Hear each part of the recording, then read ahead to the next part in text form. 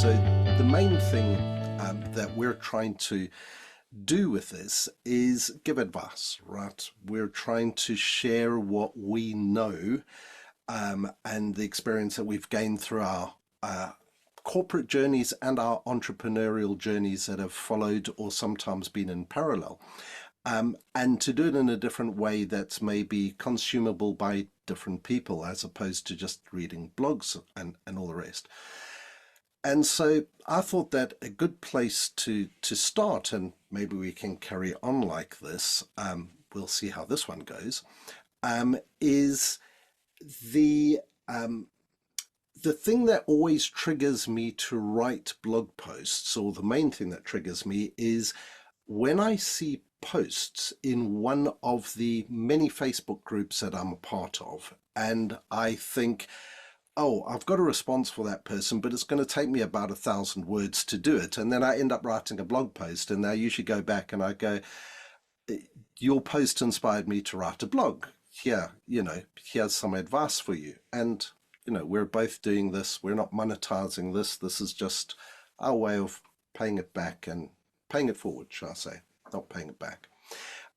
So I wanted to actually discuss a blog post with you because it picks up a whole, sorry, not a blog post, I want to discuss a post that was made in a Facebook group that I'm a part of, because I think it will trigger a whole lot of advice, and the conversation that ensues for the next couple of minutes would probably be quite valuable.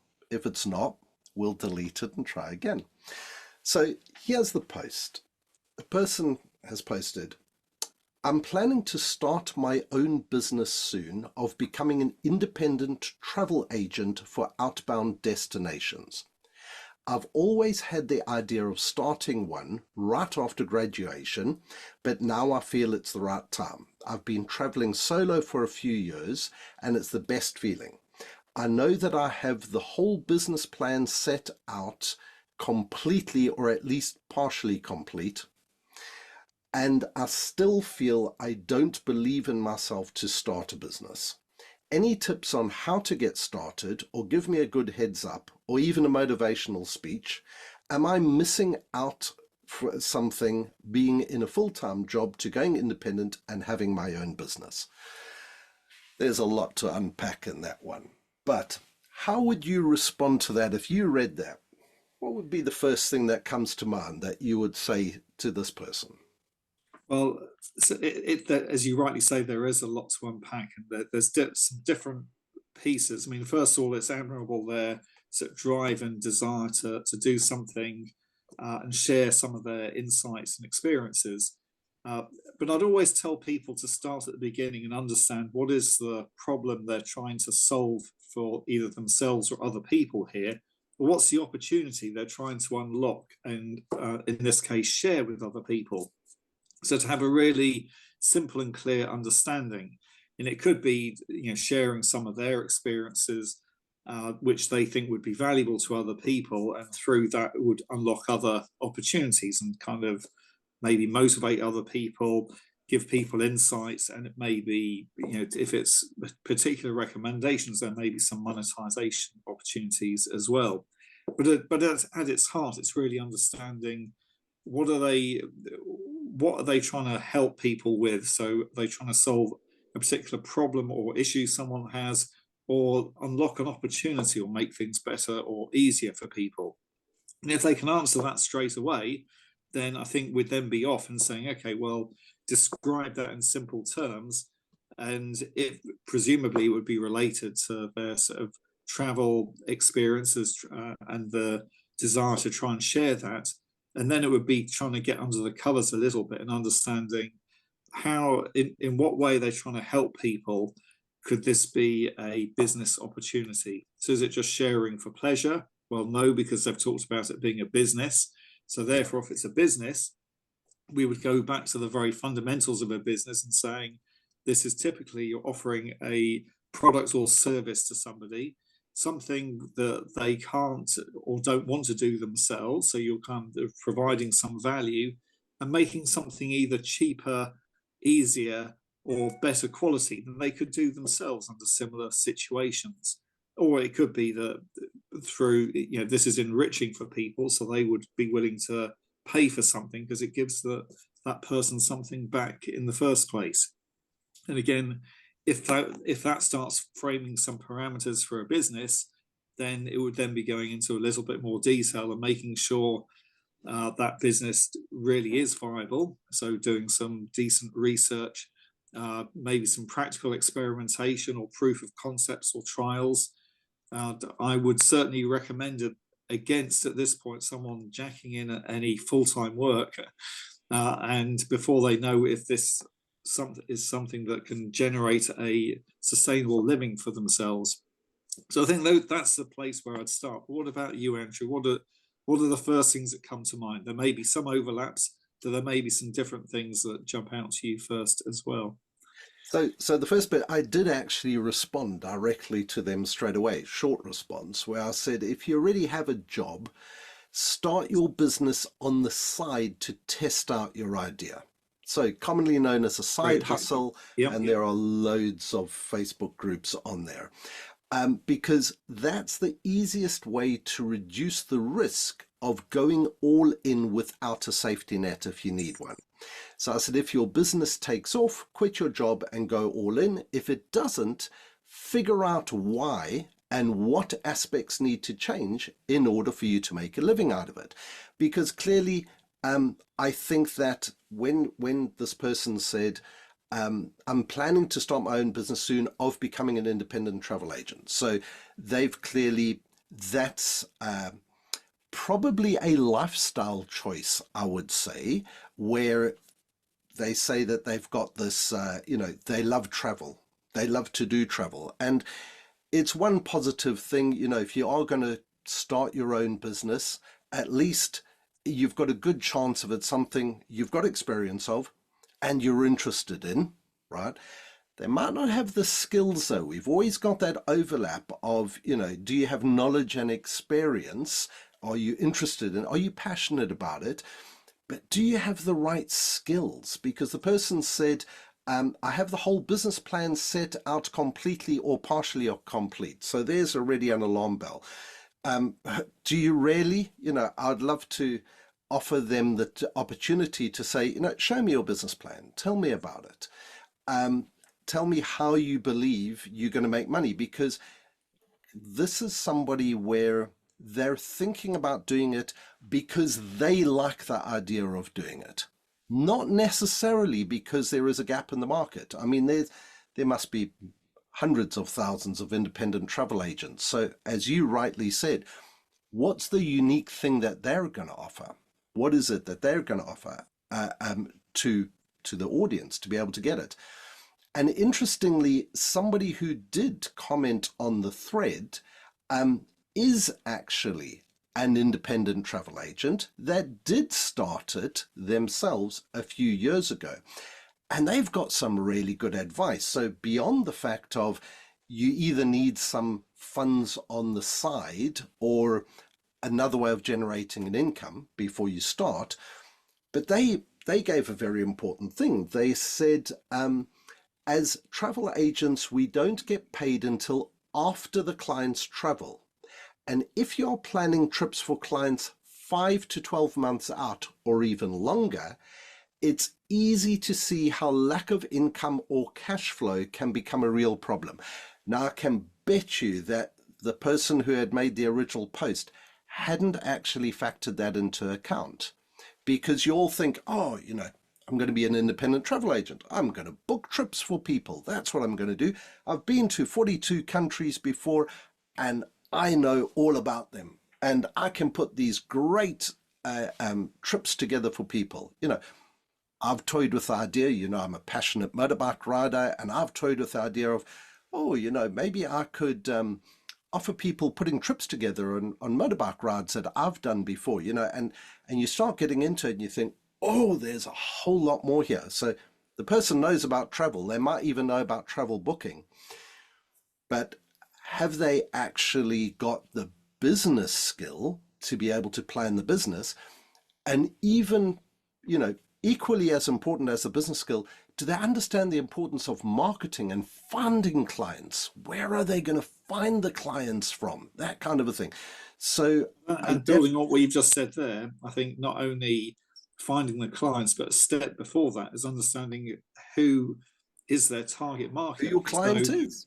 as a very simple piece, if I go back a few years where we use travel agents to go on maybe slightly more complex holidays, like traveling around Sri Lanka, we did as a family. So what I was looking for from a travel agent is, one who understood what were the most economic flights, which countries we could stop over on routes because there were no direct flights to Sri Lanka, and then the logistics of where to go, hotel accommodation, guides and all that sort of thing. Well, an independent traveller may or may not have that type of experience, probably wouldn't in that sense. And if they were going after other independent travellers, well, those are typically the people with very little money or funds and the ability and wherewithal to do their own research and kind of literally, and I've done this, in my younger days, of turn up in a city and hunt for accommodation, an hour after landing at the airport. As you Well, you're do. not going to make money out of someone like me in my early 20s because I was just doing that myself and I was working it out as I went along. But you would have made money in my sort of late 40s with, sort of teenage children and very little available time. But I wouldn't have gone to somebody who didn't know about that situation or didn't have the contacts in the different countries I was traveling to, or the hotels or discounts or things of that nature. So, as you say, getting beyond under the covers, and it's almost like if you and I said, well, maybe we should set up a restaurant. We both like going to restaurants, and I think we've both got an opinion of what good food is like and know what good service is like. It's nowhere near enough. Do we, the mechanics of restaurants would be about, sort of managing, complex set of logistics, a lot of different supplier relationships, people relationships, of getting, different people on board and recognizing all the people challenges, as well as then the marketing and sales and structure, and then the regulations in whatever type of restaurant you're offering. So for me, it wouldn't necessarily be a natural starting point, something of that nature. But clearly that there are people who do that, but they have built a certain set of experiences which other people are willing to pay for.